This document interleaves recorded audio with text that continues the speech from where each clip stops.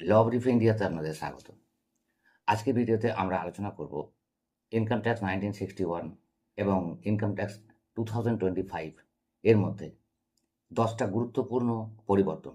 Point 1, প্রথম বড় পরিবর্তন হলো আইনের ভাষা। ইনকাম ট্যাক্স অ্যাক্ট 1961 বহু জটিল ধারা, প্রভিসিও, এক্সপ্লানেশন এবং ক্রস রেফারেন্স ছিল।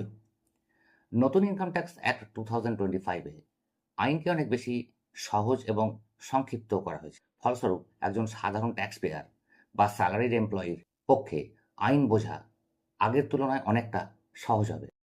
পয়েন্ট 2, পুরনো আইনে সেকশন 80C, 143/1, 139/1 ইত্যাদি বহু সেকশন ছিল।